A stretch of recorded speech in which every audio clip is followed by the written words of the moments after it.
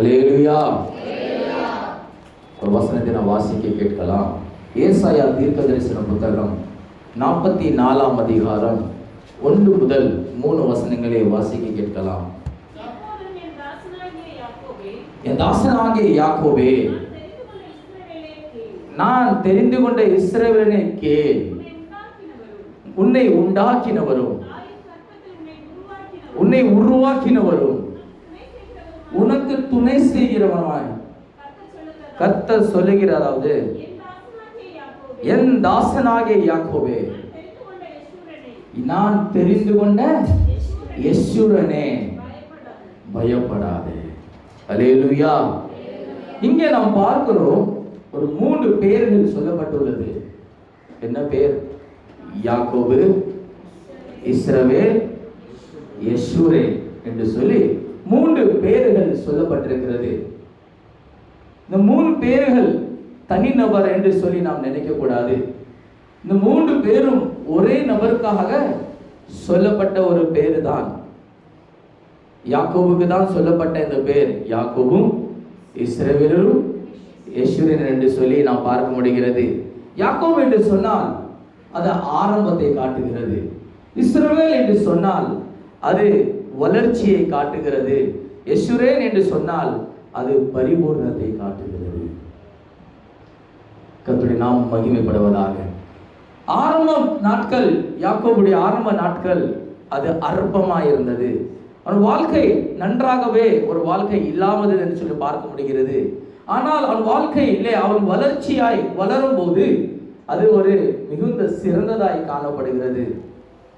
கடைசியாக பார்க்கும்போது அவன் வாழ்க்கையில முடிவுக்கு வரும்போது, பரிபூர்ணத்துக்கு வரும்போது அது ஆசீர்வாதத்தை காட்டுகிறது. ஹல்லேலூயா. எவ்விதமாக மனிதன் ஒரு பாவியா இருக்கிறானோ, அவன் தேவனிடத்தில் வரும்போது பாவத்திலிருந்து ரட்சிக்கப்பட்ட பிற்பாடு அவன் விசுவாசியாய் மாறுகிறான். விசுவாசத்தின் வந்த பிற்பாடு அவன் கர்த்தருடைய ஆவிக்குரிய வாழ்க்கையில வளர்ந்து இருக்கும்போது அவன் என்ன செய்கிறாரா? கர்த்தர் அவரை பரிசுத்தத்துக்கு நேராக வழிநடத்தி அவன் ஓட்டத்தை கர்த்தர் முடிக்கிறார். ஆசீர்வாத கூடாரத்தை நாம் எடுத்துக்கொள்வோம் என்று சொன்னால் அவர்களே 3 விதமான காரியங்கள் உண்டு. ஒன்று பிரகாரம், 2வது பரிசுத்த ஸ்தலம், 3வது மகா பரிசுத்த ஸ்தலம்.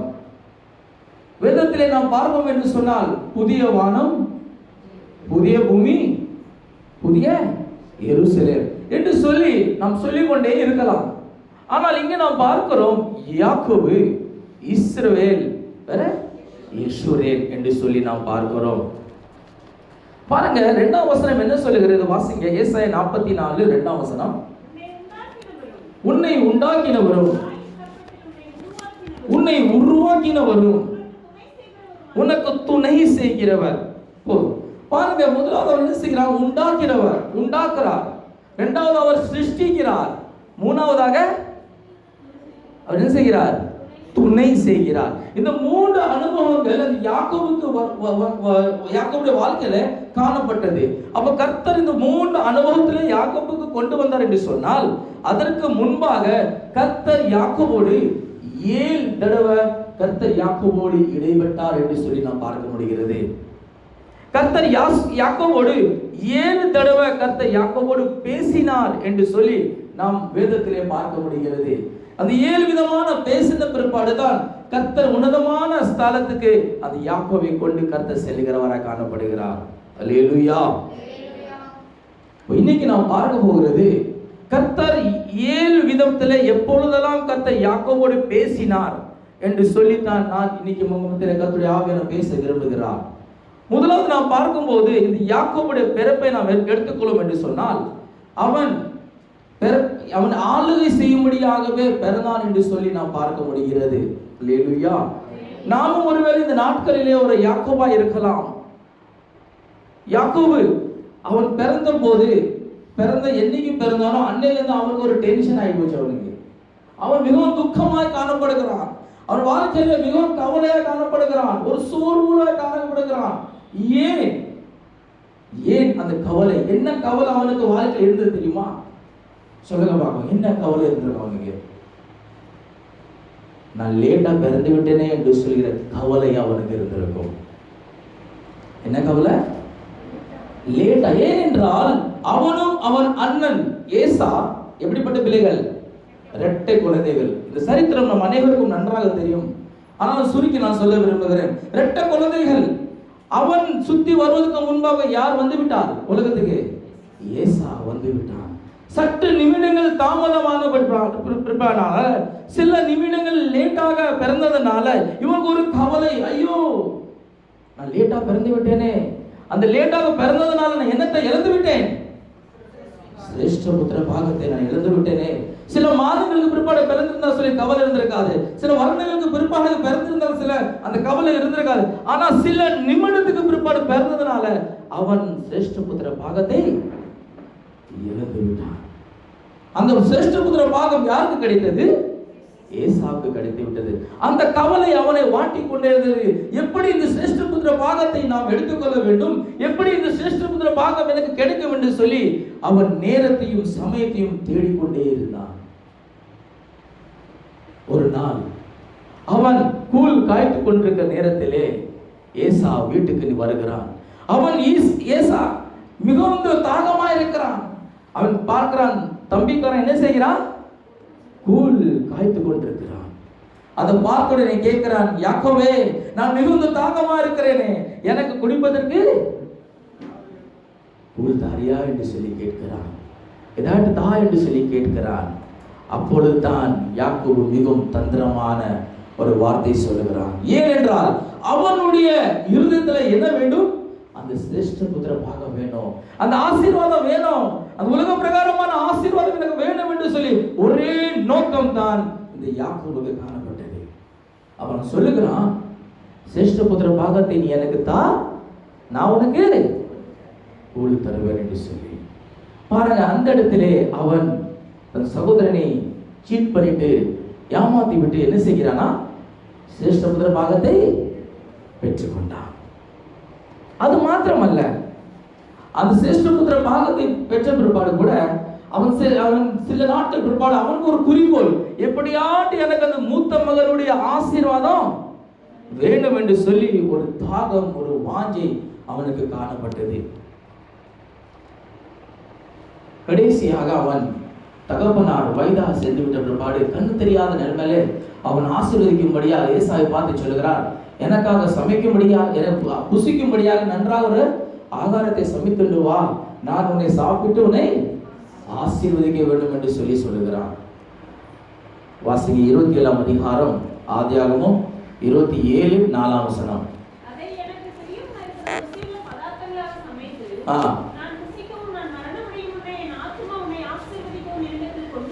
கொண்டு வா என்று சொல்லி இதை கேட்டுக்கொண்டிருந்த ரெபெக்கா, ஐயோ, ஏசாவை அவர் ஆசீர்வதிக்க போகிறாரே என்று சொல்லி என்ன செய்கிறார்? யாக்கோபை தந்திரமாய் வரவழைத்து யாக்கோபை என்ன செய்கிறார்? அவன் சொல்லுகிறார், நீ தகப்பனுக்கு முன்பாக போ. அவன் பயப்படுகிறான், எப்படி போவேன்? ஐயோ, அவனுக்கும் நானும், அவன் மூத்தவன் எளியவன், அது அவனுக்கு தெரிஞ்சவன் சமைச்சு விடுவாரே என்று சொல்லி அவன் பயந்து கொண்டிருந்தான். ஆனால் ஏசா உடுத்திருந்த வஸ்திரத்தை அவனுக்கு உடுத்தி அவன் என்ன செய்கிறாராம்? தன் தகப்பனுக்கு முன்பாக யாக்கோபை அனுப்புகிறான். அந்த ஆகாரத்தை கொண்டு போய் ஆகாரத்தை சாப்பிட்டு விட்டு அவன் என்ன செய்கிறான்? ஆசீர்வதிக்கிறான். ஏசாவுக்கு ஆசீர்வதிக்க வேண்டிய அந்த ஆசீர்வதிப்பு யாரு போது? யாக்கோபுக்கு போகிறது. யாக்கோபு அந்த ஆசீர்வாதத்தை பெற்றுக்கொண்டான். அருமையான தேவஜனமே, உலக பிரகாரமான ஆசீர்வாதம் வேண்டும் என்று சொல்லி நாம் அலைந்து கொண்டிருக்கிறோமா? அந்த உலக பிரகாரமான ஆசீர்வாதத்திலே நாம் ஒரு நோக்கமா இருக்கிறோமா என்று சொல்லி இந்த காலை நேரத்தில் நாம் ஆராய்ந்து பார்க்க வேண்டும். இந்த யாக்கோபு அந்த ஆசீர்வாதத்தின் மேல் நோக்கமா இருந்ததனால அவன் என்ன செய்கிறான்? அந்த ஆசீர்வாதத்தை பெற்றுக்கொண்டான். இவன் சிரேஷ்ட புத்திர பாகமும் அந்த மகனுக்கு வேண்டிய ஆசீர்வாதம் யாருக்கு வந்து விட்டது? சொல்லுங்க, அல்லேலூயா. யாருக்கு வந்து விட்டது? யாக்கோபுக்கு வந்து விட்டது. ஆனால் அந்த ஆசீர்வாதத்தை பெற்ற பிற்பாடு அந்த ஆசீர்வாதத்தை அவனால் அனுபவிக்க முடிந்ததா? இல்லை. சூழ்நிலை மாறினது, சந்தர்ப்பங்கள் மாறிவிட்டது. ஐயோ, என்ன செய்வது என்று சொல்லி அண்ணனுக்கு தெரிந்து ஏசா தெரிந்து விட்டது. யாக்கோபு என்ன செஞ்சிட்டான்? ஏமாத்தி விட்டான, எனக்கு வர வேண்டிய ஆசீர்வாதத்தை அவன் எடுத்துக்கொண்டான் என்று சொல்லி அவன் முகநாடி வேறுபட்டது. அவன் எரிச்சல் அடைந்தான். அவன் எப்படியாவது கொலை செய்து விடும் சொல்லி வெறித்தனமாய் அலைந்தான். அவர் ஆகவே தகப்பனை விட்டு அவன் போக வேண்டிய சூழ்நிலை வந்துவிட்டது. பாருங்க, ஏதேன் தோட்டத்திலையும் இந்த உலக பிரகாரமான ஆசீர்வாதத்துக்காக நாம் போக வேண்டும் சொன்னால் நம் வாழ்க்கை என்னவா மாறும் என்று சொல்லி நாம் வசனத்தில் நான் சுட்டி காட்ட விரும்புகிறேன். பாருங்க, ஏதேன் தோட்டத்திலே ஆதாமும் ஏவாளும் இருந்தார்கள். அங்கே நான் கடந்த நாட்களில் சொன்னவனமாக ஒரு பாஸ்டர் வந்து செய்தி கொடுத்தார். என்ன செய்தி கொடுத்தார்? ஆதாமும் ஏவாளுக்கும் இந்த பழத்தை புசிக்கும் போது நீ தேவர்களை போல மாறும். நன்றாக அருமையான செய்தி கொடுத்தான். நீ சாப்பிடு, இந்த பழத்தை நீ சாப்பிடு, ஒன்றாகாது, சாப்பிடு, நீ தேவர் போல ஆகுவாய், சாப்பிடு சாப்பிடு என்று சொல்லி அவன் ஃபோர்ஸ்ஃபுல்லி அந்த பழத்தை சாப்பிட கொடுத்து விட்டான். சாப்பிட்டார்கள் அவர்களும். சாப்பிட்டு பிறகு என்ன சொல்லியிருப்பான் தெரியுமா? ஓடு ஓடு ஓடு என்று சொல்லியிருப்பான். என்ன சொல்லியிருப்பான்? ஓடு விட்டு இங்க ஓடிடு. அவர் கேட்டப்ப நாங்க ஏன் ஓட வேண்டும்? இயேசுவை கர்த்தர் வரப்போகிறார். அவர் உன்னை சந்திக்கும்படியாக வரப்போகிறார். உன்னோட பேசும்படியாக வரப்போகிறார். ஆனால் நீயோ நிர்வாணியா இருக்கிறார் என்று சொல்லியிருப்பான். ஆகவே அவன் ஒழித்துக் கொண்டிருப்பான். அவன் ஓட ஆரம்பித்தான். அருமையான தேவஜனமே, உலக பிரகாரமான ஆசீர்வாதத்துக்கு பின்னாக நாம் போவோம் என்று சொன்னால் அந்த ஆசீர்வாதம் கிடைக்கலாம். ஆனால் தேவ சமூகத்தை விட்டு நாம் தூரமாய் போய்விடுவோம். இந்த யாக்கோபு தகப்பனை வீட்டை விட்டு போகிற வேண்டிய சூழ்நிலை வந்துவிட்டது. ஹல்லேலூயா, ஹல்லேலூயா. பாருங்க, இவன் தகப்பனை ஏமாத்தி விட்டான் யாக்கோபு. வேதம் என்ன சொல்லுகிறது? கலாத்தியர் 6ஆம் அதிகாரம் 7ஆம் வசனத்துல நம்ம எதை விதைக்கிறோமோ வாசிங்க. கலாத்தியர் 6:7.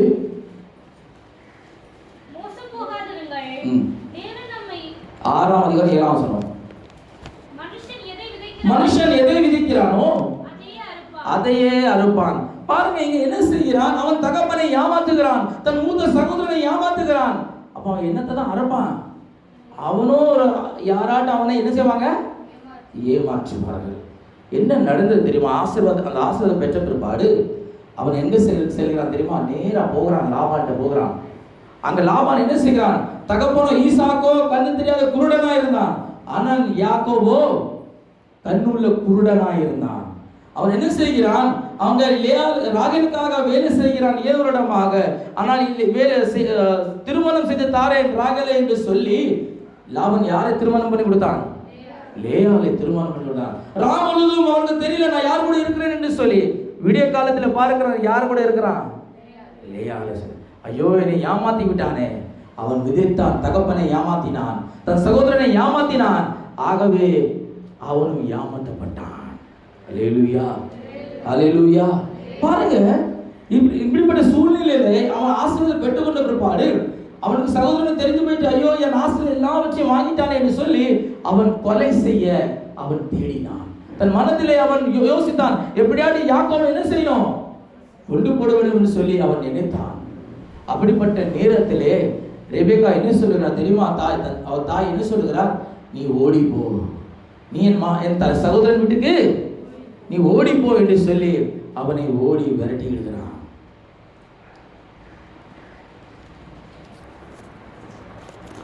போகும்போது என்ன செய்கிறான்? ஒட்டகம் நிறைத்து அவன் என்ன செய்கிறான்? அவனுக்கு பொருட்களை கொடுக்கிறான். வாசிங்க 27ஆம் அதிகாரம் 4ஆம் வசனம். இல்ல சாரி, அந்த ரெபெக்கா கொடுப்பா பாருங்க.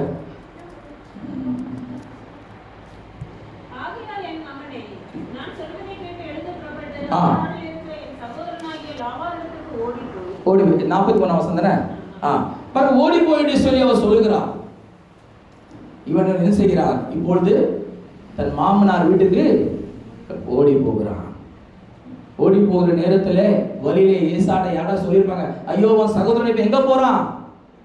உன் மாமா வீட்டுக்கு போறான், லாவார் வீட்டுக்கு போறான், ஒட்டகம் தரிச்சு அம்மா என்ன செஞ்சா பண்டத்தை கொடுத்து அனுப்பியிருக்கா, நீ போ என்று சொல்லி சகோதரர் சொல்லியிருப்பார்கள், தோழர்கள் சொல்லியிருப்பார்கள், நண்பர்கள் சொல்லியிருப்பார்கள். ஏசா போய் என்ன செஞ்சான்? சரித்திரம் சொல்லுகிறது, அவன் அங்க போய் எல்லா பொருட்களையும் தன் வீட்டுக்கு கொண்டு வந்தான் என்று சரித்திரம் சொல்லுகிறது. பாருங்க, இப்பொழுது யாக்கோபுடைய நிலைமை. வனாந்தரத்திலே கிடக்கிறான். தாய் தகப்பன் கூட இல்ல, சகோதரர்கள் கூட இல்ல, யாருடைய பாசம் அன்பும் கிடையாது. வனாந்தரத்திலே தனிமையாய் அனாதையாய் கிடக்கிறான். கர்த்தர் சொல்லுகிறார், வனாந்தரத்தை ஊழியடுகிற வனாந்தரத்தில் அவனை நான் கண்டுபிடித்தேன். உபாகமம் 32ஆம் அதிகாரம் 10ஆம் வசனம் விதமாச்சு வாசிங்க. உபாகமம் 32:10. 32:10 வாசிங்க.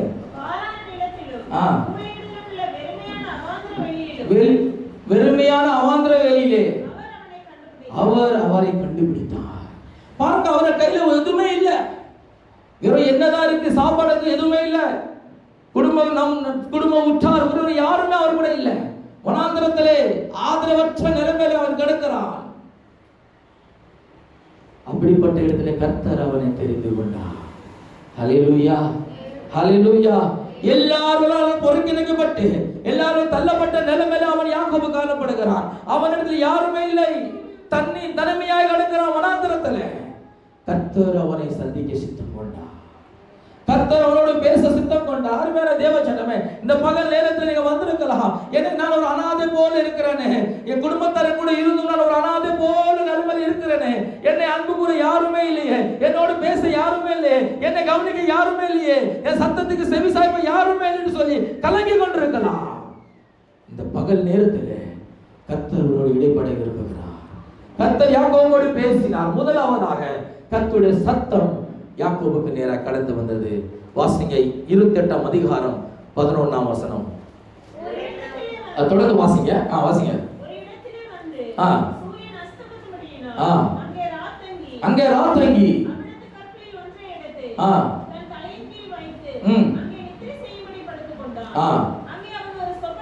அங்கே ஒரு சொப்பன கண்டான்.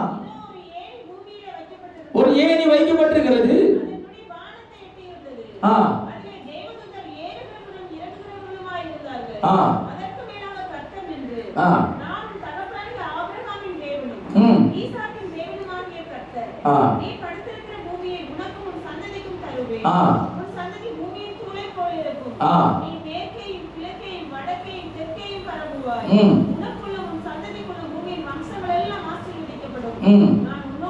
நான் உன்னோடு இருந்து போதுமானது, நான் உன்னோடு இருப்பேன். நீ ஏன் கலங்குகிறாய், நீ ஏன் அலங்குகிறாய்? யாக்கோபே, நான் உன்னோடு இருப்பேன் என்று சொல்லி முதலாவதாக கர்த்தர் யாக்கோபோடு பேச ஆரம்பித்தார். அருமையான தேவஜனமே, கர்த்தர் பகல கர்த்தரை ஆராதிக்க முடியா வந்திருக்கிற உங்களையும் என்னையும் பார்த்து கர்த்தர் சொல்லுகிறார், நான் உன்னோடு இருக்க போகிறேன். நீ ஏன் கலங்குகிறாய்? உங்கள் இருதயம் கலங்காது இருப்பதாக. ஹல்லேலூயா. கர்த்தர் யாக்கோபை பார்த்து சொன்ன முதல் வார்த்தை, நான் உன்னோடு இருப்பேன். ஹல்லேலூயா. கலங்கிக் கொண்டிருந்த நேரத்திலே, துக்கமா இருந்த நேரத்திலே கர்த்தருடைய சத்தம் அவனுக்கு நேராய் கடந்து வருகிறது. நான் உன்னோடு இருப்பேன் என்று சொல்லி அந்த சத்தத்தை கேட்ட பிற்பாடு ஒரு தைரியம் அவனுக்கு வந்து விட்டது. அந்த சத்தம் அவனுக்குள் வந்த உடனே அவனுக்குள் ஒரு தைரியம், ஒரு நம்பிக்கை. ஐயோ, என் தேவன் என்னோடு இருக்கிறார், நான் என் மாமனார் வீட்டுக்கு போகலாம், என் லாபான் வீட்டுக்கு நான் போக போறேன் என்று சொல்லி அவன் தன் பிரயாணத்தை அவன் ஆரம்பித்து கொண்டான். அவன் இப்பொழுது இப்ப எங்க செல்கிறான்? லாபான் வீட்டுக்கு கடந்து போகிறான். லாபான் வீட்டுக்கு கடந்து போன பிற்பாடு அங்க என்ன செய்ய 20 வருடம் லாபான் வீட்டிலே காணப்படுகிறான். எத்தனை வருஷம்? 20 வருஷம். அவனுக்கு நன்றாக கர்த்தர் சொன்னாரே அல்லவா, நான் உன்னை ஆசீர்வதிப்பேன் என்று சொன்னாரா. கர்த்தர் லாபான் வீட்டில் இருக்கும்போது கர்த்தர் யாக்கோபை ஆசீர்வதித்தார். அவனுக்கு நன்றாக மனைவிகள் கொடுத்தார், நன்றாக பிள்ளைகள் காணப்பட்டது, ஆடு மாடுகள் ஒட்டங்கள் எல்லாவற்றிலும் அவன் ஐஸ்வர்யவானாய் காணப்பட்டான். அல்லேலூயா. எத்தனை வருடம் சொல்லுங்க? 20 வருஷம். 20 வருஷம் அவங்க இருக்கும்போது அவனுக்கு நல்ல ஆசீர்வாதம் கிடைச்சது. கர்த்தர் சொன்னார் அல்லவா, நான் உன்னை ஆசீர்வதிப்பேன், உன் சன்னதியை பெருக பண்ணுவேன், நான் உன்னோடு இருப்பேன் என்று சொன்னார் அல்லவா. அதை கர்த்தர் நிறைவேற்றினார். பாருங்க, அங்க 20 வருஷம் இருக்கிறான், சந்தோஷமா இருக்கிறான், நன்றாக இருக்கிறான். ஆனால் அவன் யாரை சார்ந்து இருக்கிறான்? லாபானை சார்ந்து இருக்கிறான். கர்த்தரை மறந்து விட்டான். கர்த்தருடைய சத்தம் 20 வருடம் அவனுக்கு கேட்கவில்லை. 20 வருடம் அவனுக்கு ஒரு விதமான தரிசனம் இல்லை. அந்த 20 வருஷமும் அவனுக்கு எந்த வித சொப்பனம் இல்லை, கர்த்தருடைய வெளிப்பாடு இல்லை, கிருபைகள் இல்லை, வரங்கள் இல்லை. ஏன்? அவன் அந்த ஆசீர்வாதத்தை நம்பி இருந்தான். அந்த ஆசீர்வாதத்தை நாடி இருந்தான், அந்த லாபானை நம்பி இருந்தான். கர்த்தரை அவன் தேடவில்லை. ஹல்லேலூயா. நமக்கு இந்த உலக பிரகாரம் ஆசீர்வாதம் தேவைதான். கர்த்தர் வாக்கு பண்ணின வாக்கு மாறாத கர்த்தரா இருக்கிறார். அவர் நிச்சயமா உலக பிரகாரமான எல்லா ஆசீர்வாதங்கள் அவர் நமக்கு தருவார். ஆனா வேதம் என்ன சொல்லுகிறது? மத்தேயு 6:33 சொல்லுகிறது, முதலாவது கர்த்தருடைய ராஜ்யத்தையும் நீதியையும் தேடுங்கள், அப்பொழுது உங்களுக்கு இவையெல்லாம் கூட கொடுக்கப்படும். அப்ப நாம் கர்த்தர் ராஜ்யத்தையும் நீதியும் தேடுகிறோமா? இவன் தேட மறந்து விட்டான். யாக்கோபு நீ கர்த்தர் ராஜ்யத்தை தேட மறந்து விட்டான், கர்த்தரை தேட மறந்து விட்டான். கர்த்தர் நம்மை சந்தித்தார் அல்லவா? பாவத்தில் கடந்த அக்கிரமத்தும் பாவத்துக்கும் மரித்து கடந்த நம்மை கர்த்தர் சந்தித்தார் அல்லவா? கர்த்தர் அப்ப நம்மோடு பேசியிருப்பார். கர்த்தர் நம்ம நல்ல ஒரு தரிசனத்தை தந்திருப்பார், நல்ல ஒரு வெளிப்பாடை கர்த்தர் தந்திருப்பார். இப்பொழுது அது எங்கே? அந்த வெளிப்பாடு இருக்கிறதா? அந்த தரிசனங்கள் இப்போ நம்ம வாழ்க்கையில் இருக்கிறதா? 20 வருடம் ஆகிவிட்டது. ஐயோ, நான் 10 வருஷம் விசுவாசியா இருக்கிறேனே, 30 வருஷம் விசுவாசியா இருக்கிறேனே, 5 வருடம் விசுவாசியா இருக்கிற சமயத்திலே, ஆனா இப்பொழுது அந்த அபிஷேகம் எங்கே? அந்த தரிசனம் எங்கே? அந்த கிருபை வரங்கள் எங்கே? கர்த்தர் கொடுத்த தாளந்துகள் எங்கே? உலகத்தை நம்பி இருக்கிறாயா? உலக பிரகாரம் ஆசீர்வாதத்திலே மூழ்கி கொண்டு இருக்கிறாயா? அருமையான தேவச்சனமே, கர்த்தர் நம்மை பார்த்து சொல்லுகிறார், அவன் நான் உன்னை சந்தித்தேன் அல்லவா, நான் உன்னை பார்த்து நேசித்தேன் அல்லவா, நான் உனக்கு கிருபை வரங்கள் தந்தேனே, அவைகள் இப்பொழுது எங்கே என்று சொல்லி கேட்கிறார். 20 வருட காலமாக லாபான் வீட்டிலே யாக்கோபு காணப்படுகிறான். அவன் மறந்து விட்டான் கர்த்தரை. ஆனால் கர்த்தர் யாக்கோபை மறக்கவில்லை. அவர் சொன்ன வார்த்தையை கர்த்தர் மறக்கவில்லை. கர்த்தர் என்ன செய்கிறார் தெரியுமா? முதலாவதாக கர்த்தர் லாபானின் முகத்தை கர்த்தர் என்ன செய்கிறாரா? வேறுபடுத்துகிறார். அவனுக்கு விரோதமாகவே கர்த்தர் லாபானை கர்த்தர் மாற்றுகிறார். ஹல்லேலூயா, ஹல்லேலூயா. ஏன் மாற்றுகிறார்? ஏனென்றால் கர்த்தர் உன்னை அழைத்தது ஏன்? மாமனார் வீட்டில் இருக்கும்படியாக அல்ல, கர்த்தர் உன்னை தகப்பன் வீட்டில் இருக்கும்படியாக, தகப்பன் வீட்டில் போகும்படியாக கர்த்தர் உன்னை அழைத்தார் அல்லவா? நீ ஏன் மாமனார் வீட்டில் இருக்கிறாய்? நீ ஏன் உலக பிரகாரம் வாழ்க்கையில் வாழ்ந்து கொண்டிருக்கிறாய் என்று சொல்லி கர்த்தர் நம்மத்திலே பேசிக் கொண்டிருக்கிறார். ஹல்லேலூயா, ஹல்லேலூயா. பாருங்க, லாபானை யாக்கோபுக்கு விரோதமாய் மாறுகிறான். கர்த்தரை மாற்றி விட்டார். யாக்கோபுக்கு விரோதமாக லாபானை ஏற்படுத்தி விட்டார். ஒரு கர்த்தர் நம்மை திருப்பும் போது, கர்த்தர் நம்மை மீண்டும் அழைக்கும் போது நாம் தேவ சமூகத்தில் வர வேண்டும். ஒருவேளை நாம் வராமல் இருப்போம் என்று சொன்னால் கர்த்தர் சில நேரத்தில் சில சிக்ஷைகளை தருவார், சில பலவீனங்களை கர்த்தர் நமக்கு தருவார், சில வியாதிகளை கர்த்தர் அனுமதிப்பார், சில விபத்துகளை கர்த்தர் அனுமதிப்பார். ஏன் என் மகன் என் மகள் என் சமூகத்துக்கு வர வேண்டும் என்று சொல்லி அவரே அனுமதிப்பார். இங்கே லாபான் யாருக்கு விரோதமாய் மாறினான்? யாக்கோபுக்கு விரோதமாய் மாறிவிட்டான். யாக்கோபு சொல்லுகிறான் லாபானை பார்த்து, நான் இத்தனை வருஷ காலமாக நான் உனக்காக ஊழியம் செய்தேனே, நான் சம்பாதித்தேனே, என் மனைவிக்காக என் பிள்ளைகளுக்காக நான் என்ன செஞ்சேன்? நான் வேலை செஞ்சேனே, எனக்கு எதுவுமே தரவில்லையே என்று சொல்லி கேட்கிறான். பாருங்க, அதுக்கு லாபான் என்ன சொல்லுகிறான்? உனக்கு நான் உனக்கு கூலி என்ன, உனக்கு என்ன சம்பளம் வேணும், நான் தருகிறேன் என்று சொல்லி வாசிங்க வசனத்தை. 27 வசனம் வாசிங்க. அப்பொழுது லாபான்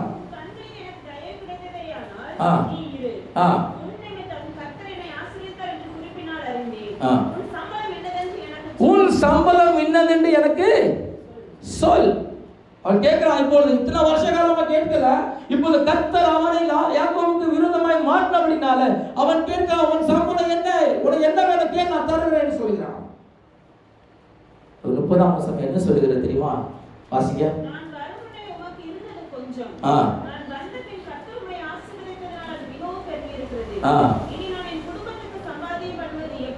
நான் என் குடும்பத்தாருக்கு சம்பாதிப்பது எப்பொழுது? பாருங்க, அவன் நோக்கம் உலக பிரகாரமான ஆசீர்வாதம் தான். ஐயோ, என் குடும்பத்துக்கு வேண்டுமே, என் பிள்ளைகளுக்கு வேண்டுமே, நான் எப்போது சம்பாதிப்பேன் என்று சொல்லி உலக பிரகாரமான கவலைகளும் உலக பிரகாரமான ஆசீர்வாதத்தை நாடி தேடிக் கொண்டிருக்கிறான் யாக்கோபு. ஹல்லேலூயா. அருமையான தேவஜனமே, அந்த ஆசை உலக பிரகாரம் ஆசீர்வாதத்தில் இருந்து விடாதீங்க.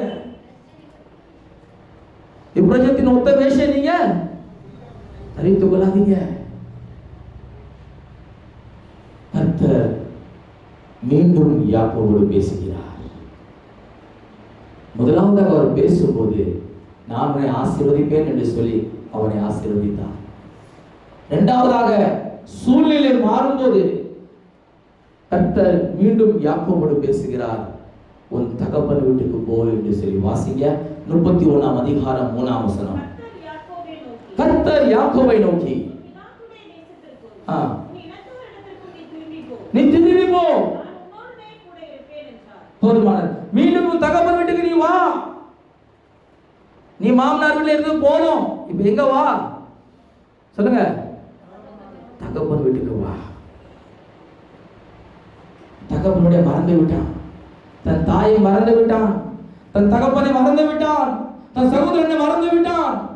கர்த்தர் ஞாபகப்படுத்துகிறார், மீண்டும் உன் தகப்பன் வீட்டுக்கு வா என்று சொல்லி.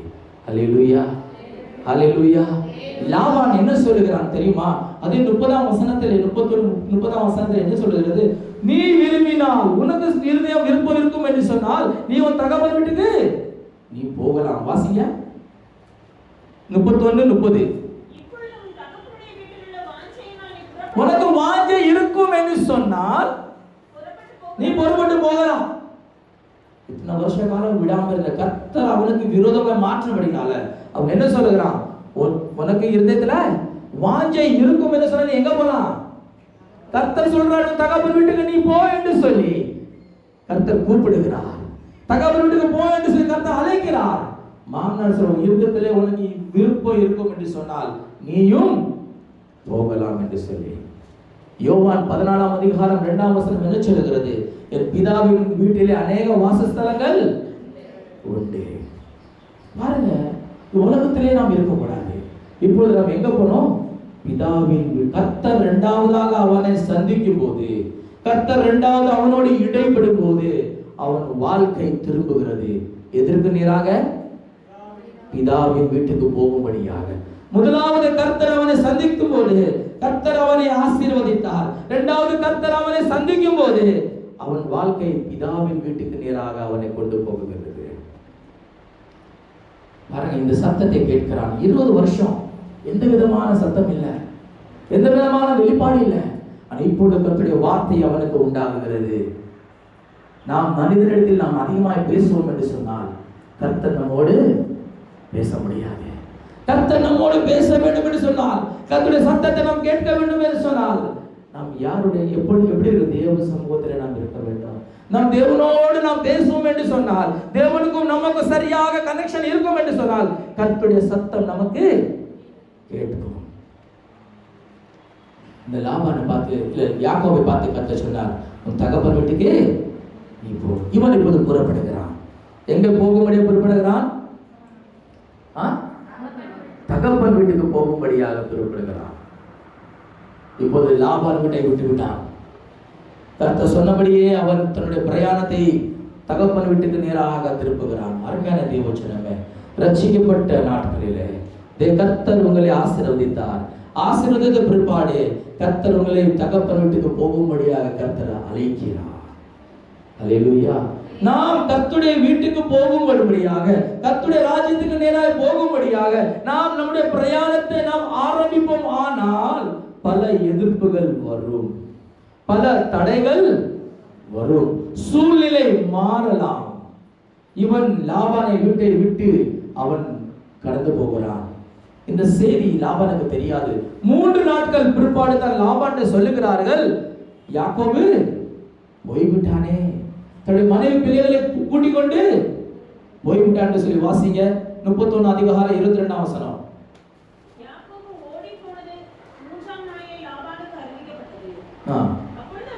போதுமானது. பாருங்க, 3 நாளுக்கு பிற்பாடு தான் யாருக்கு தெரியுது? லாபானுக்கு தெரியுது யாக்கோபு போயிட்டான் என்று சொல்லி. அவன் என்ன செய்கிறான் தெரியுமா?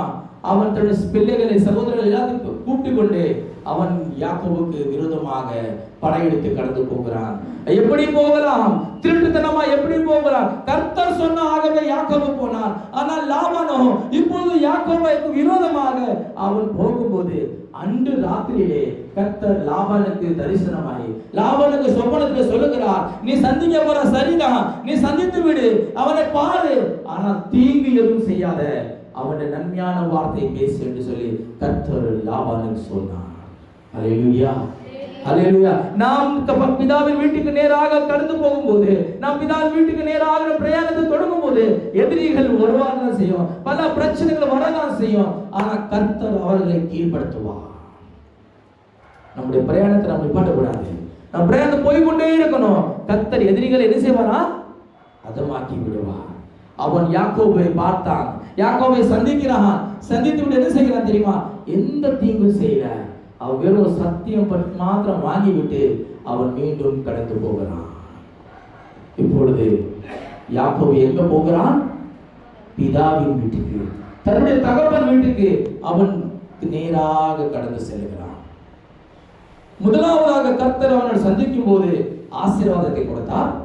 இரண்டாவது அவனை சந்திக்கும் போது அவன் வாழ்க்கையை பிதாவின் வீட்டுக்கு நேராக திருப்புகிறார். இப்பொழுது இந்த வனாந்தரத்தில் அவன் சென்று கொண்டிருக்கும் போது மீண்டும் அவனை ஒருத்தர் சந்திக்கிறார்கள். யார் தெரியுமா? தேவ தூதர்கள் அவனை சந்திக்கிறார்கள். வாசிங்க 32ஆம் அதிகாரம் 1ஆம் வசனம். தேவ தூதர்கள் அவனை சந்தித்தார்கள். அருமையான தேவஜனமே, இந்த அனுபவம் நமக்கு உண்டா? தேவ தூதர்கள் நம்மை சந்திக்கிறார்களா? அப்படி என்று சொன்னால் பரலோகம் நம்மை சந்திக்கிறது, கர்த்தர் நம்மை சந்திக்கிறார் என்று சொல்லித்தான் அவருடைய அர்த்தம். தேவதூதர்கள் நம்ம வீட்டில் வருகிறார்களா? தேவதூதர்கள் பாருங்க, நற்செய்தி கொண்டு வருவார்கள். நற்செய்தி நம்ம கூட கொண்டு வருகிறாரா? மிகாவேல் தூதர் யுத்தம் செய்கிறான். நம் வாழ்க்கையிலே மிகாவேல் தூதர் யுத்தம் செய்து ஜெயத்தை தருகிறானா? பாதுகாக்கிற கேருவிகள் இருக்கிறார்கள். கேருவிகள் நம்மை பாதுகாக்கிறார்களா? இப்படிப்பட்ட அனுபவம் நமக்கு உண்டா? தேவதூதர்கள் நம் வாழ்க்கையில ஒரு முக்கியமான ஒரு காரியமாய் காணப்படுகிறார்கள். ஒரு சம்பவம் ஞாபகம் வருகிறது. நாகர்கோயிலில் நடந்த சம்பவத்தை சொல்ல விரும்புகிறேன். ஒரு மனிதன் அரகுர விசுவாசி தான். ஒரு சில வசனங்கள் எம்மாட்டு கேட்டிருப்பான். அப்படிப்பட்ட ஒரு விசுவாசி தான். ஆனால் அவன் கேள்விப்பட்டிருந்தான், தேவ தூதர்கள் நம்மை பாதுகாப்பார்கள். வேதம் சொல்கிறது அல்லவா, கல்லில் அது என்ன வசனம், கல்லில் உன் இடராதபடிக்கு கர்த்தருடைய தூதர்கள் உன்னை கை ஏந்தி கொண்டு போவார் என்று சொல்லி, நம்முடைய பாதத்தில் கல்லில் இடராதபடிக்கு தேவதூதர்களை அனுப்புகிறார் என்று சொல்லி வசனம் சொல்லுகிறது. அவர்கள் பாதுகாக்கிறவராக இருக்கிறார் என்று சொல்லி அவன் கேட்டிருந்தான்.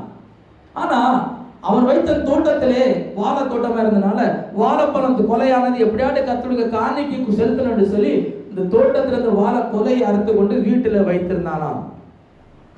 வீட்டுல வைத்திருந்த பிற்பாடு சரி நாளைக்கு கோயில் போவோம், நம்ம ஆராதனைக்கு போகும்போது அந்த காணிக்கையை கொண்டு போய் கர்த்தருக்கு செலுத்தலாம் என்று சொல்லி வைத்திருந்தான்.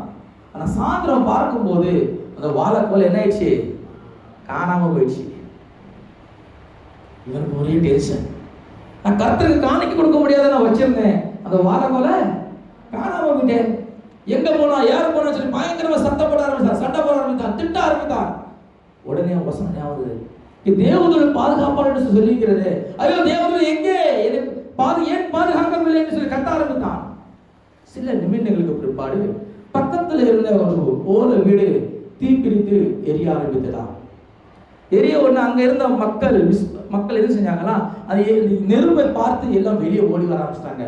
அவர்கள் பொருட்களை எல்லாம் வெளியே கொண்டு வராங்க, டிவியை வெளியே கொண்டு வராங்க, ஃப்ரிட்ஜை வெளியே கொண்டு வராங்க, எல்லாத்தையும் பொருள், துணி பொருள் எல்லாத்தையும் கொண்டு வரும்போது அதோட சேர்த்து என்ன வருகிறது? வாழை கொலையும் சேர்ந்து வருகிறது. பாருங்க, தேவதூதர்கள் பாதுகாப்பார். அல்லேலூயா, அல்லேலூயா. இந்த தேவதூதர்கள் தான் யாக்கோபுடைய வாழ்க்கையில தரிசனமானார்கள். நம் வாழ்க்கையில, நம்ம குடும்பத்துல, வீட்டில ஏணி இருக்கிறதா? தேவதூதர்கள் ஏறி இறங்குற ஏணி இருக்க வேண்டும். எப்பொழுதுமே ஒரு ஏணி இருக்கும் என்று சொன்னால் தேவதூதர்கள் ஏறுவார்கள், இறங்குவார்கள். கர்த்தருடைய ஆசீர்வாதம், கிருபை நமக்கு வந்து கொண்டே இருக்கும். நம்ம ஏறெடுக்கிற ஜெபங்களை தூதர்கள் கொண்டு போவார்கள். மேல் பரத்திலிருந்து நமக்கு ஜெபத்துக்கான பதிலை கொண்டு இறங்கி வருவார்கள். இப்படிப்பட்ட அனுபவங்கள் நமக்கு உண்டா? இந்த நாட்களிலே நாம் சிந்தித்து பார்க்க வேண்டும். தேவ தூதர்கள் அவனை சந்தித்தார்கள். அல்லேலூயா, அல்லேலூயா. அந்த தேவ தூதர்கள் அவனை சந்தித்தபடினால என்ன ஆயிடுச்சு தெரியுமா? அவன் தேவ சமூகத்துக்கு நேராய் போனான். மூன்றாவதாக தேவன் அவனை சந்திக்கும் போது அவன் எங்க போய் விழுகிறான்? தேவ சமூகத்தில் போய் விழுகிறான், தேவ பிரசன்னத்தில் விழுகிறான். வேதம் சொல்லுகிறது, வாசிங்க ஆதியாகமம் 32ஆம் அதிகாரம் 24ஆம் வசனம் பாருங்க. என்ன சொல்லுகிறது? தனித்திருந்தான். அது மேல் வசனங்கள் எல்லாம் பார்க்கும் போது அவன் ராகேலை தனியாக்குகிறான், பிள்ளைகளை சைடாக்குகிறான், எல்லாவற்றையும் ஒதுக்கிவிட்டு தன்னுடைய ஆடு மாடு ஒட்டங்கள் எல்லாத்தையும் ஒதுக்கிவிட்டு அவன் தனித்து இருந்தான். அல்லேலூயா. கர்த்தர் மூணாவது அவன் வாழ்க்கையிலே வரும்போது அதை எங்க கொண்டு போகிறது? அவனை தேவ சமூகத்திலே கொண்டு போகிறது, கர்த்தருடைய பாதை வீடிலே கொண்டு போகிறது, தேவனுடைய பிரசன்னத்துக்கு நேராக அதை கொண்டு போகிறது. தனித்திருந்தா என்ன செய்ய? வாசிங்க அந்த வசனத்தை தொடர்ந்து. அப்பொழுது ஒரு புருஷன் அவனோடு போராடினான். போதும், இந்த சம்பவம் நமக்கு எல்லாரும் நன்றாக தெரிந்த சம்பவம் தான். அவன் ஒரு புருஷன் என்ன செய்கிறானா? அவனோடு யுத்தம் செய்கிறான், அவன் கர்த்தரோடு யுத்தம் செய்கிறான். அவன் தனித்து இருந்தான் தேவ சமூகத்திலே, கர்த்தரோடு போராடுகிறான். நீர் என்னை ஆசீர்வதித்தவனே, நான் உன்னை விடமாட்டேன். என் வாழ்க்கையில போராட்டத்துக்கு மேல போராட்டம் வருகிறது, பிரச்சனைக்கு மேல பிரச்சனை வருகிறது, கவலைக்கு மேல கவலை வந்து கொண்டிருக்கிறது, வியாதிக்கு மேல வியாதி வந்து கொண்டிருக்கிறது. ஏன் என்று சொல்லி அவன் என்ன செய்ய? போராட ஆரம்பித்தான். தேவனோடு போராட ஆரம்பித்தான். அந்த மனுஷனோடு அவன் போராட எப்ப தெரியுமா? அவன் தனித்து இருந்த போது. இன்னைக்கு எத்தனுடைய வாழ்க்கையில தனி ஜெபம் இருக்கிறது? சிந்தித்து பாருங்க. இயேசு கிறிஸ்து சீடர்களை விட்டு அவர் தனித்து மலையில ஏறி போனார் ஜெபம் பண்ணும்படியாக. நீ தனி ஜெபம் வாழ்க்கையில் இருக்கிறதா? குடும்பமா ஜெபிக்கிறது நல்லதான், தனியா ஒரு ஜெபம். ஏன்னா தனி ஜெபமானது நம்ம இருதயத்தை நம்ம தேவ சமூகத்தில் ஊற்ற முடியும். நம்முடைய எல்லா வாழ்க்கையில் இருக்கிற எல்லா கிளேசங்கள், எல்லா துக்கங்கள், பாரங்கள் நம்ம தேவ சமூகத்தை தனியாக சொல்லி அழ முடியும். அப்படிப்பட்ட அனுபவம் இன்னைக்கு இருக்கிறதா நமக்கு? கர்த்தர் அவனை சந்திக்கும் போது தேவ சமூகத்துக்கு நேராக வழி நடத்தினது. அல்லேலூயா. அவன் போராடுகிறான், மறுயுத்தம் செய்கிறான். நீர் என்னை ஆசீர்வதித்த ஒழிய நான் உம்மை போக விடேன் என்று சொல்லிக் கொண்டிருக்கிறான். இன்னைக்கு நம்ம ஜெபம் பண்ணிட்டு வெளியே போகும்போது நம்ம பார்க்குறோம், சட்டை இஸ்திரி கரெக்டாக இருக்குன்னு சொல்லி பார்க்குறோம். அப்படி இல்லைங்க, நான் போட்டிருக்க ட்ரெஸ்ல இஸ்திரி மடங்கி இருக்கான்னு சொல்லி பார்க்குறோம். ஆனால் அவன் யுத்தம் பண்ணிவிட்டு மறு யுத்தம் செய்து விட்டு பிற்பாடு வரும்போது அவன் எப்படி வர்றான் தெரியுமா? வேத்து வெறுவெறுத்து வேர்வையோடு அவன் நொண்டி நொண்டி வருகிறான். அல்லேலூயா. அவன் விட மாட்டேங்கிறான் நம்ம தேவனோட. அந்த மனுஷன் போராடுகிறான், நான் என்னை ஆசீர்வதித்து நான் விட மாட்டேன்னு சொல்லி. பொழுது விடுகிறது, ஐயோ பகலாகிறது, நான் போக வேண்டும் ஏன் என்று சொல்லி அவன் போராடுகிறான். போகும்போது தொடையில சுளுக்கு விட்டுட்டு அவன் கடந்து போகிறான். அல்லேலூயா. ஆகவே சுளுக்குனால அவன் என்ன செய்கிறான்? நொண்டி நொண்டி நடந்து வருகிறான். அருமையான தேவ செல்லுங்க, இது எதை காட்டுகிறது என்று சொன்னால், ரட்சிக்கப்பட்ட நாட்கள், ஆரம்ப நாட்களிலே கர்த்தர் தந்த அபிஷேகத்திலே நாம் எவ்வளவாய் நிரம்பி நாம் துள்ளி குதித்து நாம் ஆராதித்தோமே, நாம் அந்நிய பாஷை பேசுகிறது நாமத்தை மகிமைப்படுத்துமே. அப்பொழுது மொட்டு என்ன செய்தது? கிழிந்தது, சட்டைகள் கிழிக்கப்பட்டது. அந்த அனுபவிப்பு எங்கள் இப்பொழுது எங்கே? கர்த்தர் இடைப்படுவார் என்று சொன்னால், கர்த்தர் பேசுவார் என்று சொன்னால், தேவ சமூகத்துக்கு நேராக நம்மை வழி நடத்தும். ஹல்லேலூயா, ஹல்லேலூயா. தனி ஜெபம் இருக்கிறதா சற்று சிந்தித்து பாருங்க. ஒருவேளை ஜெபம் இல்லாம இருக்கும் என்று சொன்னால், கர்த்தரை நோக்கி நாம் ஜெபிக்க, ஆண்டவரே என் தனி ஜெபம் தாங்க ஆண்டவரே, என் விசுவாசத்தை உன்னை வர்த்திக்க பண்ணுங்கப்பா, நான் அதிகமா தேவசம் தனியா காத்துக்கிட்டு ஜெபிக்கணுமே. இந்த தனி ஜெபத்துக்காக நேரத்தை ஒதுக்குங்க, கர்த்தர் கிரியை செய்ய ஆரம்பிப்பார். ஹல்லேலூயா. அவனோடு போராடி கொண்டிருக்கும் போது அவன் என்ன செய்கிறான்? கேட்கிறான். 27ஆம் வசனத்திலே, உன் பேர் என்ன? வாசிங்க. உன் பேர் என்ன என்று கேட்கிறான். போதுமானது. அவன் சொல்லுகிறான், என் பேர் யாக்கோபு. 28ஆம் வசனம் சொல்லுகிறது, இனி நீ யாக்கோபா இராமல் இஸ்ரவேலனாய் இருப்பாய். இங்க பேரு மாற்றப்படுகிறது. ஹல்லேலூயா, ஹல்லேலூயா. பேர் மாற்றப்படுகிறது. யாக்கோபில் அவன் இஸ்ரவேலாய் மாறுகிறான். வேதத்தில் அநேக பேர்கள் மாற்றப்பட்டிருக்கிறது. பேர் மாற்றப்படுவது ஒரு முக்கியம் அல்ல, ஆனால் வாழ்க்கை மாற்றப்பட வேண்டும். நீங்க வாழ்க்கை மாறி இருக்கிறதா? ஆரம்ப நாட்களே கர்த்தர் நம்மோடு பேசி இருக்கிறாரே, கர்த்தர் ரட்சித்திருக்கிறாரே. இன்னைக்கு நம்முடைய நிலைமை எப்படியா இருக்கிறது? கர்த்தருடைய சத்தத்தை நாம் கேட்கிறவர்களா இருக்கிறோமா? கர்த்தர் கொடுத்த அந்த அபிஷேகத்தில் நிறைவா இருக்கிறோமா? கர்த்தர் கொடுத்த தரிசனத்திலே நாம் இருக்கிறோமா என்று சொல்லி நாம் ஆராய்ந்து பார்க்க வேண்டிய ஒரு சூழ்நிலை காலகட்டத்துக்கு நேராக நாம் வந்து கொண்டிருக்கிறோம். கர்த்தர் நம்மோடு தான் பேசி கொண்டிருக்கிறார். நீ நினைக்கலாம் யாரோட கர்த்தர் பேசுறார்? கர்த்தர் உன்னை பார்த்து தான் சொல்லுகிறார். ஹல்லேலூயா, ஹல்லேலூயா. இங்க பார்க்கிறோம், உன் பேரை அவன் பேர் மாற்றப்படுகிறது. அவன் பாருங்க, பேரை அவன் இஸ்ரவேலே மாறுகிறான். அவன் இத்தனை வருஷ காலம் அவன் யாரா இருந்தான்? யாக்கோபா இருந்தான். ஆனா இப்போது அவன் இஸ்ரவேலை மாறும்போது, அந்த கர்த்தருடைய அபிஷேகத்தின் நிறைவிலே வரும்போது, தேவ சமூகத்திலே தேவ பிரசன்னத்தின் நிறைவுனா காணப்பட்ட போது, அவன் இப்போது யாரை சந்திக்க போகிறான் தெரியுமா? பல வருட காலமாக இவனுக்கு எதிரியா இருந்த தன் சகோதரனாக ஏசாவை சந்திக்க போகிறான். ஹல்லேலூயா. 33ஆம் அதிகாரம் 3-4 வசனம் என்ன வாசிங்க.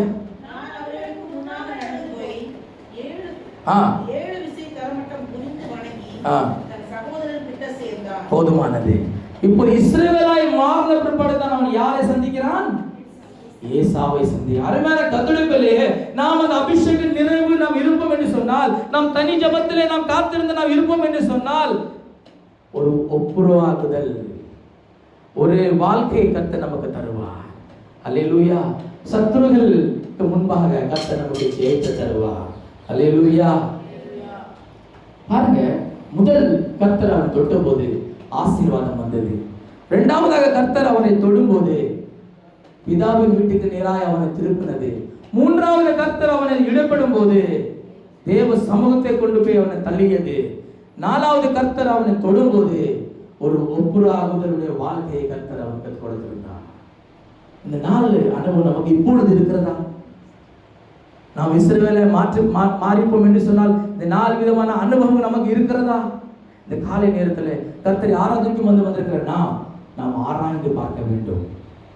இப்ப 5வதாக அவன் தன்னுடைய பிரயாணத்தை ஓட்டி போய்கொண்டிருக்கிறான். போய்கொண்டிருக்கிற நேரத்திலே அவனுக்கு பிள்ளைகளால பல பிரச்சனை வருகிறது. என்ன பிரச்சனை? யாக்கோபுக்கு ஒரு குமாரத்தி இருந்தா. அவ பேர் என்ன? தீனா. தெரிந்த சரித்திரத்தை நான் பேசிக் கொண்டிருக்கிறேன். அவளுக்கு தீனா. ஆனா தீனா எங்க போனா? சீகிமுக்கு போனா. சீர்கிட்டே போனா. அவ சீகிமுக்கு போன சொன்னானா யாக்கோபு அவனை போயிட்டு சொல்லி அனுமதி கொடுத்தாங்க. பாருங்க, நம்முடைய பிள்ளைகளை குறித்து நாம் மிகுந்த கவனமாக இருக்க வேண்டும், மிகுந்த ஜாக்கிரதையா இருக்க வேண்டும். அது மகனா இருக்கட்டும், யாரா இருந்தாலும் சரி, நம்முடைய பிள்ளைகள் தேவனுக்கு முன்பாக எப்படி இருக்கிறார்கள், அனுப்ப வேண்டிய நேரத்திலே சூழ்நிலையில் தான் நாம் அனுப்ப வேண்டும், தவிர மற்ற எல்லா காரியத்துக்காக நாம் அனுப்பக்கூடாது. அல்லேலூயா.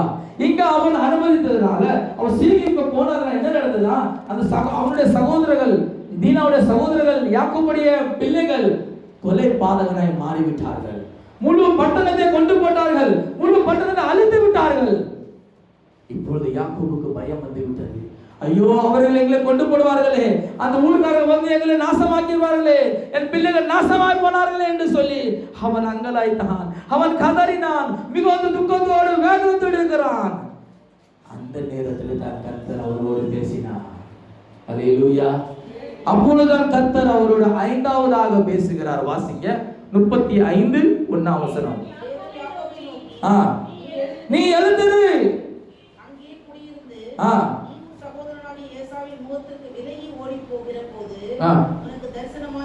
எங்க போக சொல்றார்? 31:1 வசனம். எங்க போக சொல்றார்? பெத்தேலுக்கு போ, அங்க போய் எனக்கு ஒரு பலிபீடத்தை கட்டு. இப்போ 5வதாக கர்த்தர் எங்க போக சொல்லுகிறார்? கர்த்தர் அவரை சந்திக்கும் போது 5வதாக கர்த்தர் அவனோடு இடைப்படும் போது பெத்தேலுக்கு நேராக கர்த்தர் அவனை கொண்டு போகிறார். பெத்தேல் என்று சொன்னால் அது கர்த்தருடைய வீடாய் காணப்படுகிறது. கர்த்தருடைய வீடாய் அதை பரிசுத்தமான ஐக்கியத்தை காட்டுகிறது. கர்த்தர் 5வதாக உங்கள் வாழ்க்கையில் இடைப்படுவார் என்று சொன்னால் அது சபைக்கு நேராக கர்த்தர் உள்ளே கொண்டு வரும். எங்க கொண்டு வரும்? சர்ச்சுக்கு நேராக கொண்டு வரும், தேவ சபைக்கு கொண்டு வரும். பரிசுத்தவான்கள் ஐக்கியத்தில் அவங்களே என்ன செய்யும், அது இணைக்கிறவராய் காணப்படுகிறது. நீ பெத்தேலுக்கு போய் ஒரு பலிபீடத்தை கட்டு. நாம் சபைக்கு வருகிறோம். சபைக்கு வரும்போது அந்த நம்முடைய சரீரமாக நம்முடைய வாழ்க்கை ஒரு பலிபீடமா இருக்கிறது. அதை நாம் கட்ட வேண்டும். ஜீவ பலியாக தேவ சமூகத்தில் ஒப்படைக்க வேண்டும். ஹல்லேலூயா, ஹல்லேலூயா. இங்க பார்க்கிறோம், அவங்க பிள்ளைகள் நாளை மிகவும் துக்கப்படுகிறார். இன்னைக்கு நம்முடைய பிள்ளைகள் எப்படி இருக்கிறாங்க? ஒருவேளை நாம் இந்த சர்ச்சுக்கு வராமல் இருப்போம் என்று சொன்னால், ஒருவேளை நம் வாழ்க்கையில நம் தேவ ராஜ்யத்தில் பிரவேசிப்போம் என்று சொன்னால், நம்முடைய பிள்ளைகள் தொடர்ந்து தேவனை ஆராதிக்கிறவர்களாக இருப்பார்களா? நம்முடைய பிள்ளைகள் தேவனுடைய சமூகத்திலே காத்திருக்கிறவர்களாக இருப்பார்களா? நம்முடைய பிள்ளைகள் தேவனுடைய ஊழியத்தை செய்கிறவர்களாக இருப்பார்களா என்று சொல்லி நம்பிக்கை நமக்கு இருக்கிறதா? அருமையான கர்த்தருடைய பிள்ளைகளே, கர்த்தர் ஐந்தாவதாக யாக்கோபோடு பேசும்போது பெத்தேலுக்கு போ சொல்லுகிறார். அல்லேலூயா. பாஸ்டர் சொன்னாங்க, நீ யாரை தான் நம்பலாம், எந்த ஊழியரை நம்பலாம், உபதேசத்தை நம்ப முடியலையே என்று சொல்லி நமக்கு சரியாக தெரிய வேண்டும் அப்போஸ்தலர் உபதேசம் என்ன என்று சொல்லி. அந்த உபதேசத்தில் தான் நாம் என்ன செய்யணும்? நிலைத்திருக்கணும். இந்த அப்போஸ்தலர் உபதேச சபைக்கு வந்தால் தான் நீங்க கேட்க முடியும். சபையில் அவர் நிலைத்திருந்தா தான் நம்ம என்ன செய்யணும்? நம்முடைய சரீரமாக பலிபீடத்தை நாம் ஒப்படைக்கும் போது தான் கர்த்தர் அதை என்ன செய்கிறாரா? அங்கீகரிக்கிறவராக இருக்கிறார். அந்த உபதேசத்தை கீழ்ப்படி இந்த வாழ்க்கை நாம் ஓட்டுவோம் என்று சொன்னால் நிச்சயமாக கர்த்தருடைய சத்தம் நமக்கு கேட்கப்படும்.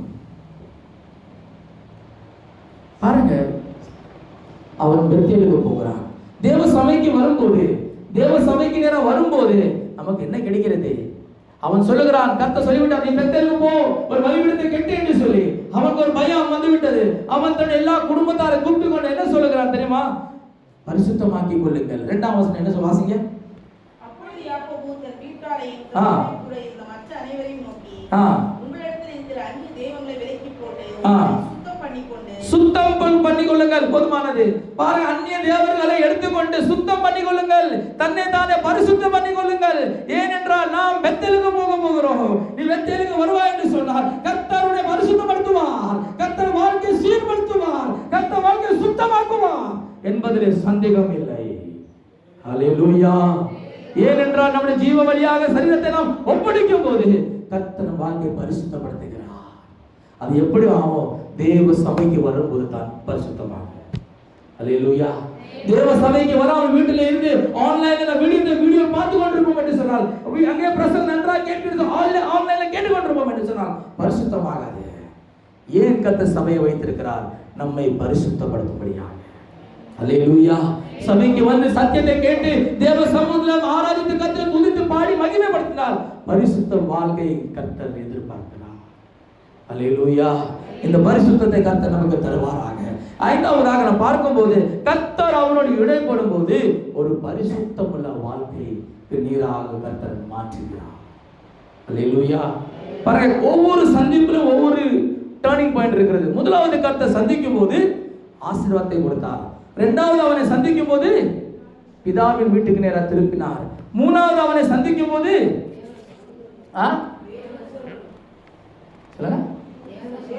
தேவதூதனை சந்திக்கும் போது என்ன செஞ்சிச்சு? தேவ சமூகத்துக்கு நேராக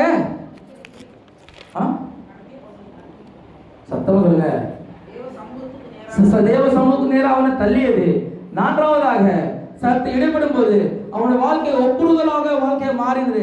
5வதாக கர்த்தர் சந்திக்கும் போது பரிசுத்தத்துக்கு நேராக அவனை வழி நடத்துகிறது. அல்லேலூயா. இப்பொழுது பெத்தேலுக்கு நேராக கடந்து செல்கிறான். அவன் கடந்து சென்ற நாட்களிலே என்ன நடக்குது தெரியுமா? மீண்டும் கர்த்தர் அவனோடு இடைப்படுகிறார். 9ஆம் வசனம் 10ஆம் வசனம் வாசிங்க. 35ஆம் அதிகாரத்துல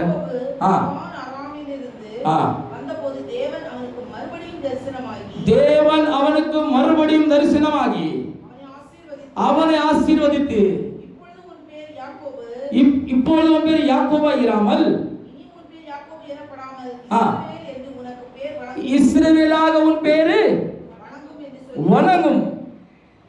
பாருங்க, 2வது மீண்டும் கர்த்தர் சொல்லுகிறார். முதலாவது பேர் மாத்திட்டாருங்க. 2வது கர்த்தர் சொல்லுகிறார், மீண்டும் உன் பேர் இஸ்ரவேலாய் வணங்கும் என்று சொல்லி சொல்கிறார். அது சொல்லி பிற்பாடு கர்த்தர் அநேக வாக்குத்தத்தங்களை கர்த்தர் கொடுக்கிறார். உன் சன்னதியிலே ராஜாக்கள் பிறப்பார்கள். வாசிங்க தொடர்ந்து வசனத்தை. பின்னும் தேவன் அவனை நோக்கி, ஆ. நான் சர்வ வல்லமையுள்ள தேவன். ஆ. நீ பலுகி பெருகுவாயாக. ஆ. ஒரு ஜாதியும் ஆ. பல ஜாதிகளின் கூட்டங்களும் உன்னிலிருந்து உண்டாகும். உன்னிலிருந்து உண்டாகும். ராஜாக்களும் உன் சந்ததியில் பிறப்பார்கள். ராஜாக்கள் உன் சன்னதியிலே பிறப்பார்கள். நான் ஆபிரகாமுக்கும் ஈசாக்குக்கும் கொடுத்த தேசத்தை உனக்கு கொடுப்பேன். ஆ. உனக்கு பின் உன் சந்ததிக்கும் இந்த தேசத்தை கொடுப்பேன் என்று சொல்லி. போதுமானது. பாருங்க, ராஜாக்கள் பிறப்பார்கள்.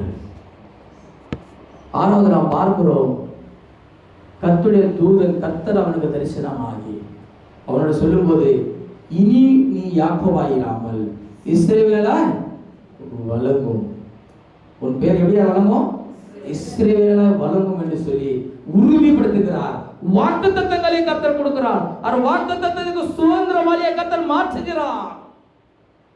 இன்னைக்கு கர்த்தர் நமக்கு வாக்குத்தத்தம் பண்ணியிருக்கிறாரு. அந்த வாக்குத்தத்தத்துக்கு நம்ம சுதந்திரவாளியா மாறி இருக்கிறோமா?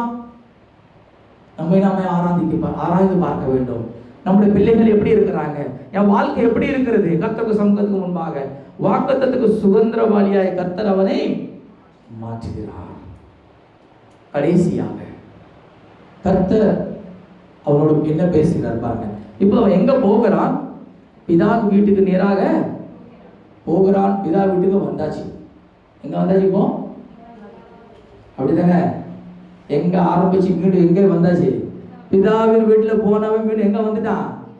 பிதா வீட்டுக்கே வந்தாச்சு. இப்போ இங்க வந்த பிற்பாடு ஏசா இருக்கான் பிதாவின் வீட்டுல. இவன் வந்த பிற்பாடு உடனே என்ன செய்கிறது? ஏசா வீட்டை விட்டு போய்விட்டான். வாசிங்க 36ஆம் அதிகாரம் 6ஆம் வசனம். ஏசா தன் மனைவிகளையும் ஆ. தன் குமாரரையும் தன் குமாரத்திகளையும் ஆ. வீட்டில் உள்ள யாவரையும் ஆ. தன் ஆடு மாடுகளையும் மற்ற ஜீவ ஜந்துக்கள் யாவையும் ம். தான் கானான் தேசத்தில் சம்பாதித்த ஆஸ்தி முழுவதையும் சேர்த்துக் கொண்டு ம். தன் சகோதரனாகிய யாக்கோபை விட்டு பிரிந்து வேறே தேசத்துக்கு போய்விட்டான். ஹல்லேலூயா. பாருங்க, நாம் தேவ சமூகத்தில் தனித்து ஜெபிப்போம் என்று சொன்னால், தேவ அபிஷேகத்தை நாம் காத்திருந்து தேவ அபிஷேகத்தில் நிறைவ இருப்போம் என்று சொன்னால், ஒரு பரிசுத்தமுள்ள வாழ்க்கை நாம் வாழ்வோம் என்று சொன்னால், நாம் நம் தகப்பன் வீட்டில் மீண்டும் வருவோம் என்று சொன்னால், தேவ சபையில வருவோம் என்று சொன்னால், நமக்கு விரோதமா இருக்கிற எதிரியும் கர்த்தர் முறியடிப்பார். ஹல்லேலூயா. இன்று காண்ற எகிப்தியை நீ இனிமேல் காண மாட்டாய். கர்த்தர் சத்துருவை முறியடிப்பார். நமக்கு பின்னாக வருகிற எல்லாவற்ற காரியங்களிலும் கர்த்தர் நமக்கு முறியடித்து ஜெயத்தை கர்த்தர் தர வல்லவரா இருக்கிறார். இப்பொழுது தகப்பன் வீட்டில் வந்து விட்டான் யாக்கோபு. பாருங்க, யாக்கோபு வந்த உடனே இவங்கதான் பிரயாண வாழ்க்கை ஆரம்பிக்கிறது. விசுவாசமான வாழ்க்கை ஆரம்பிக்கிறது. இந்த வாழ்க்கையில உயர்வும் தாழ்வுகள் காணப்படுகிறது. பல இழப்புகள் காணப்படுகிறது. பல நஷ்டங்கள் அவன் வாழ்க்கையில காணப்படுகிறது. அவன் முதலாவதாக யாரை இழந்தான்? யாரை இழந்தான்? யோசேப்பு மரித்து போகிறான். அவன் அதிகமா நேசித்த யோசேப்பு என்ன செய்கிறான்? சொல்லுங்க. மரித்து போகிறான் என்று சொல்லுகிறார்கள். அவன் இழந்து போனான். அவன் சொல்ல வஸ்திரத்தை கொண்டு காட்டுறாங்க. ரத்த கலையா நிறைந்த வஸ்திரத்தை கொண்டு காட்டுறாங்க. ஐயோ யோசேப்பு மரித்து போனான், கொண்டு போட்டார்கள் என்று சொல்லி அவர்கள் வித்து போட்டார்கள். ஆனா இவன் சொல்றான், கொண்டு போட்டார்கள் சொல்லி வஸ்திரத்தை காட்டுகிறார்கள். அந்த வஸ்திரத்தை பார்த்து அழகிறான். ஐயோ என் மகனை நான் இழந்து விட்டனே. ரத்த கலையை பார்த்து கண்ணீர் வடிக்கிறான். அவனை ஆறுதல் படுத்த யாருமே இல்லை. அவன் கண்ணீரை தொழுகி யாருமே இல்லை. அருமையான தேவஜனமே, ஒருவேளை நாட்களிலே இறந்து போன கிருபைகளுக்காக, இறந்து போன வரங்களுக்காக, தாழ்மைகளுக்காக கண்ணீர் வடித்துக் கொண்டிருக்கலாம். கர்த்தரும் கண்ணீரை பார்க்கிறார்.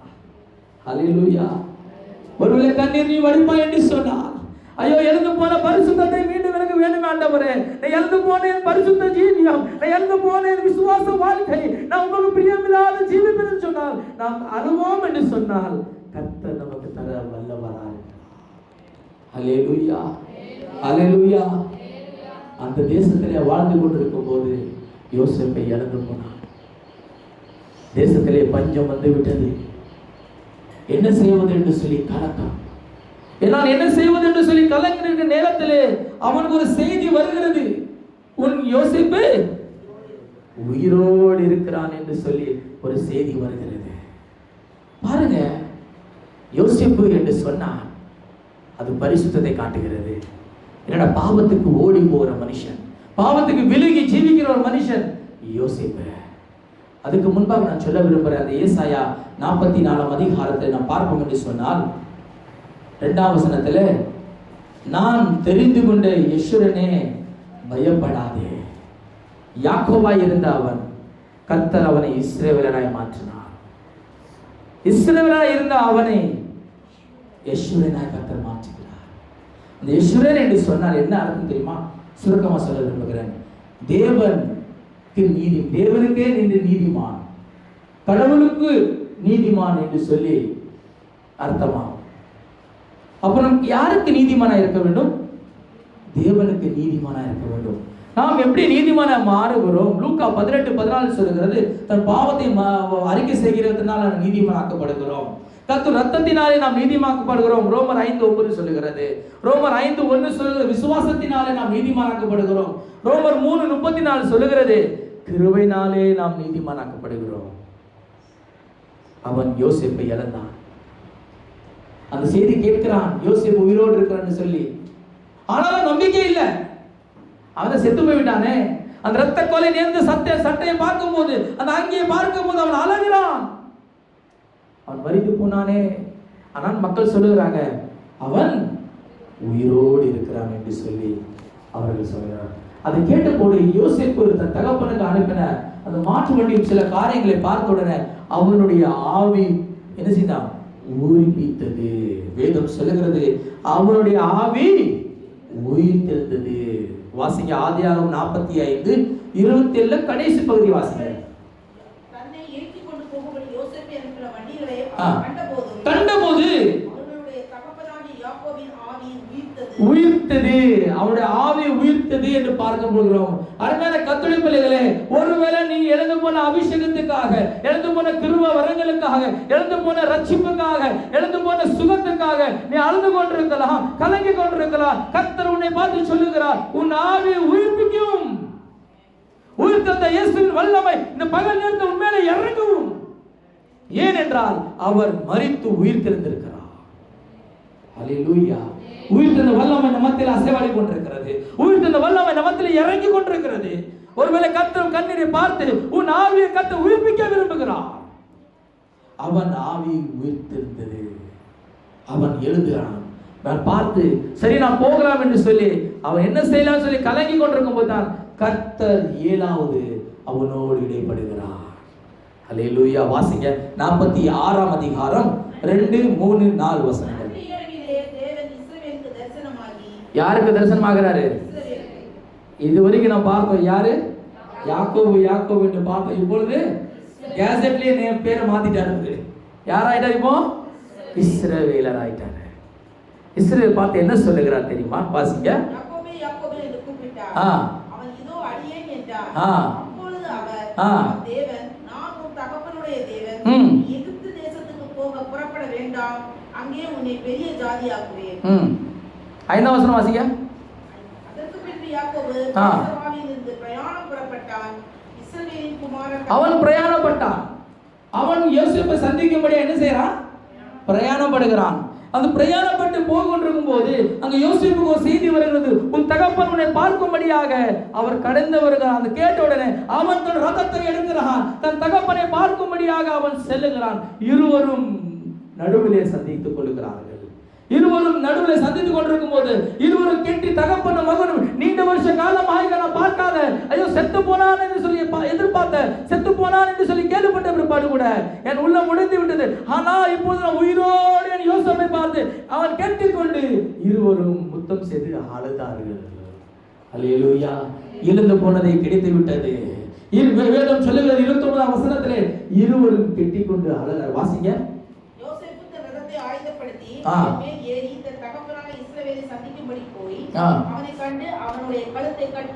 கழுத்தை கட்டுக்கொண்டு வெகு நேரம் விடாமல் அழுது கொண்டிருந்தான்.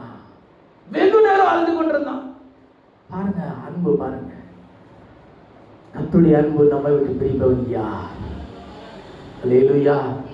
வெகு நேரமா அழுகிறார்கள், கெட்டிக்கொண்டு அழுகிறார்கள். அப்ப 30ஆம் வசனத்திலே யாக்கோபு சொல்லுகிறான். வாசிங்க. அப்பொழுது அப்பொழுது இஸ்ரவேல் யாக்கோபுல இஸ்ரவேல் பேர் மாறிடலாம். இஸ்ரவேல் சொல்லுகிறான், நீ இன்னும் உயிரோடு இருக்கிறாயே, நான் உன் முகத்தை கண்டேன், இப்பொழுது எனக்கு மரணம் வந்தாலும் வரட்டும். இப்போ நான் செத்தாலும் பரவாயில்ல. ஏனென்றால் இப்ப யாரை பார்த்துட்டேன்? யோசேப்பை நான் பார்த்துட்டேன். யோசேப்பு என்று சொன்னால் என்னன்னு சொன்ன அர்த்தம்? பரிசுத்தம். கர்த்தர் சொன்னார், யோசேப்பு உன் கண்ணை மூடுவாராக. எனக்கு மரணம் வந்தாலும் சரி, இப்ப நான் மறைத்தாலும் சரி, என் கண்ணை யார் மூட போகிறா? யோசேப்பு. பரிசுத்தம் என் கண்ணை மூடட்டும், பரிசுத்தம் என்னை கண் மூடட்டும். நான் இப்போது மரிப்பேன் என்று சொன்னால் நான் பரிசுத்தமாய் இருக்க வேண்டும். அல்லேலூயா, அல்லேலூயா. கிறிஸ்து என் வாழ்வு, சாவு எனக்கு ஆதாயம். பாருங்க, இப்படி நாம் சொல்ல முடியுமா? நான் இப்போது மரிக்க விரும்புகிறேன், நான் மரணம் வரட்டும் எனக்கு. யோசேப்பு என் கண்ணை, பரிசுத்தம் நம் வாழ்க்கை ஓட்டத்தை முடிக்க விரும்புகிறது. விசுவாச ஓட்டத்தை நாம் முடிப்போம் என்று சொன்னால் பரிசுத்தமாய் நாம் இருப்போமா? பரிசுத்த வாழ்க்கையை நாம் ஜீவிப்போமா? அந்த பரிசுத்தம் தான் நம் கண்ணை மூட வைக்க வேண்டும். அல்லேலூயா. கடைசியாக அவன் மரித்து போனான். யாக்கோபு மரித்து போனான். பார்க்கிறோம் ஏசாயா 44ஆம் அதிகாரம் 3ஆம் வசனத்திலே வாசிங்க. கடைசியாக தாகமுள்ள தண்ணீரை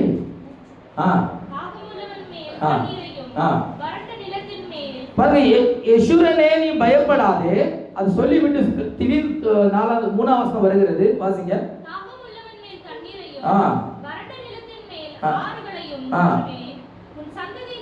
இப்பொழுது யாக்கோபாய் இருந்த அவன் யெஷூரனாய் மாறுகிறான். மாறின பிற்பாடு கர்த்தர் சொல்கிற வாக்குத்தத்தம் என்னவென்று சொன்னால், உன் சன்னதி மேல் என் ஆவியையும் உன் சன்னாரத்தின் மேலும் என் ஆசீர்வாதத்தை ஊற்றுவேன். அல்லேலூயா. யாக்கோபாய் இருந்த அவன் இஸ்ரவேலாய் மாறுகிறான். இஸ்ரவேலாய் இருந்த அவன் இப்போ யெஷூரனாய் மாறுகிறான். யெஷூரனாய் மாறும்போது தான் கர்த்தர் சன்னதியின் மேல், சன்னாதனத்தின் மேல் என்ன செய்கிறாரா?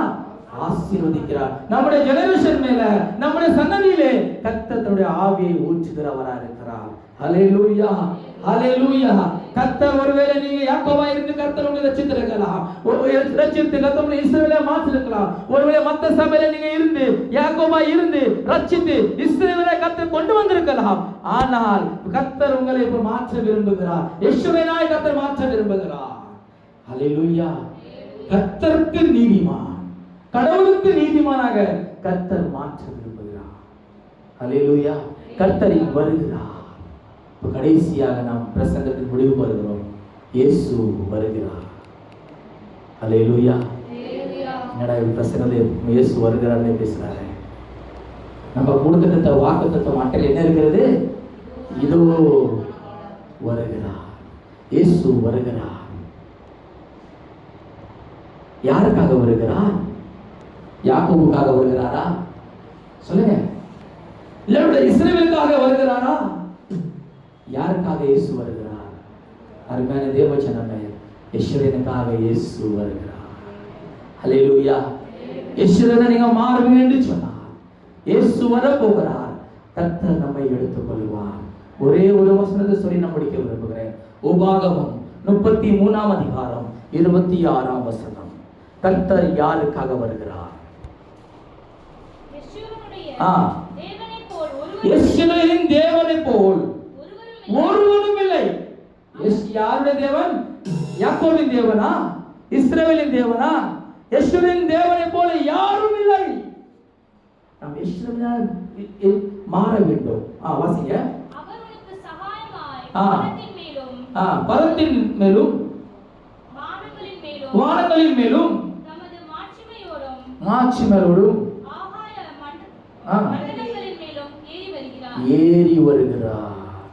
அல்லேலூயா, அல்லேலூயா. நாம் யெஷூரனாய் மாறும்போது, இது மோசே சொன்ன ஒரு வார்த்தை, எத்தனையோ நூற்றாண்டுகளுக்கு முன்பாக சொல்லப்பட்ட ஒரு தீர்க்கதரிசன வார்த்தை. அவர் வானங்களின் மேலே ஏறி வருகிறார். அந்த யெஷூரனின் தேவன் போல யார் உண்டு? அருமையான கர்த்தருடைய பிள்ளைகளே, கர்த்தர் யாக்கோபை 7 விதமான நேரத்தில் சந்தித்தார். அவர் முதலாவது சந்திக்கும் போது ஆசீர்வாதத்தை கொடுத்தார். இரண்டாவது சந்திக்கும் போது தகப்பன் வீட்டுக்கு நேராக திரும்பினார்.